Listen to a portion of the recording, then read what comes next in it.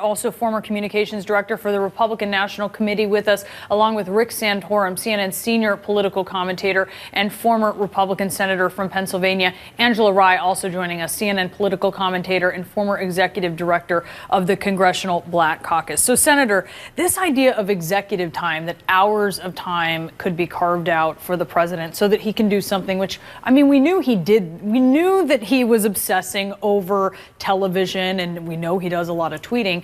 But what does that tell you, that he's getting this time blocked look, every out? president has time, downtime, or time that just for him to be able to, as was mentioned by Abby, I mean, talk to people.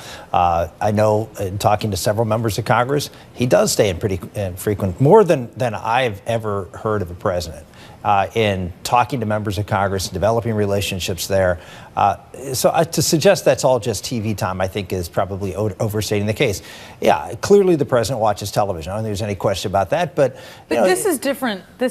I mean, will you concede that this is different from other presidents? No, I would suggest that most of the time presidents spend a lot of that time up in their residence doing that, more informal activities. The fact that he does it in the Oval, I don't think is a big deal. Oh, apparently it's not in the Oval. Apparently it is in the residence and blocked out as if it's in the Oval. Well, like I said, either way, I don't think it's a big deal. Okay, Doug? Yeah, look, we knew that Donald Trump was going to approach this presidency differently than Barack Obama or either George Bush or Bill Clinton. This is part of what we're seeing. It's what we see in how he tweets. It's what we see in how he consumes news and how he dominates and propels news cycles forward. I don't think this should be a surprise to anyone. And for Donald Trump's detractors, would you rather have him watching TV or would you rather have him getting into policies that you don't like? Angela Rye, what do you think? Well, I think that this goes to what we all have been talking about all morning, and I think certainly since yesterday's Sunday programming, and that is the president's mental fitness. I remember bringing this same issue up on this very program. Brianna, you were not filling in that day, but talking about whether or not Trump was actually capable of serving as the president. And I still ask that same question. If we have to undergo character and fitness exams for being able to pass But on the this bar, issue of executive time, you find that disqualifying? I find it very disconcerting. I find it hard to understand that someone who is a working professional would need 3 hours in the morning to do whatever. If he needs downtime, here's how I suggest he use it. Put down the remote. Put down your phone and stay off of Twitter. Put down other things besides human beings. Put down everything that you're doing to make this office a disgrace. That's what he should do in downtime. Yeah, this is the kind of, I think, disqualifying commentary that we see from the left, which is the president can't do anything right. That's not disqualifying because you don't like it. I think it is, because I think what No, you're basically saying is whatever the president does, it's wrong. That's not what I said. Because it fits into what he's been doing. The president has a right to have downtime to do whatever he wants to do. 3 hours during a workday? And to criticize, of course.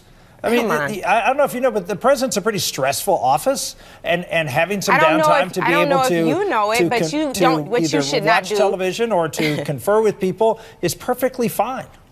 Former Senator Santorum, excuse me.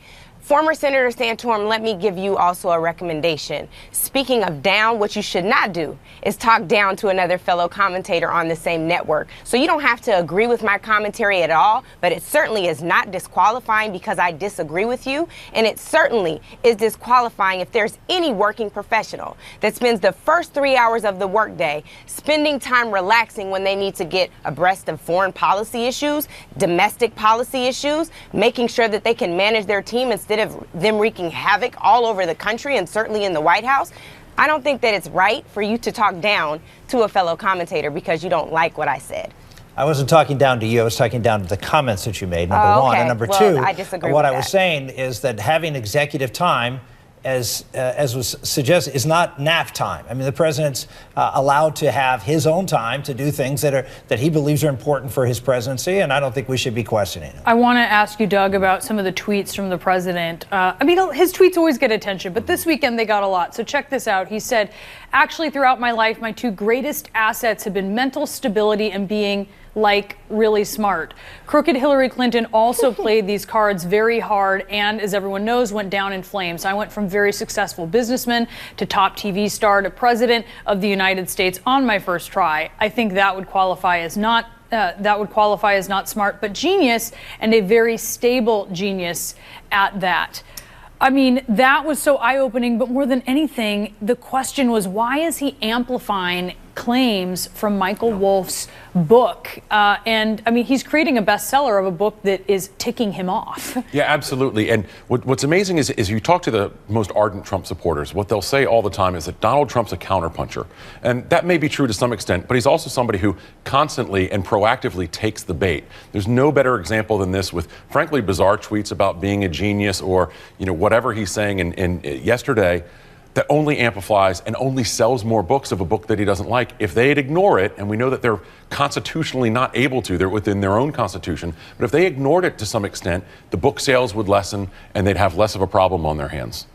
But I mean, so if you were managing a candidate, a politician, your advice to them would be to what, Doug? Well, sure. Kind of what Angela said. Put down the phone. Put down the tweets. Do less of that. The reality is Donald Trump's not going to do that, and his team knows that. That's unfortunately why they go on TV and have to defend him in our glorious leader does everything good and wonderful in a way that's more reminiscent of North Korea than the United States of Doug, America. The reality is Donald Trump likes talking about Donald Trump. Yes, and he likes hearing other people.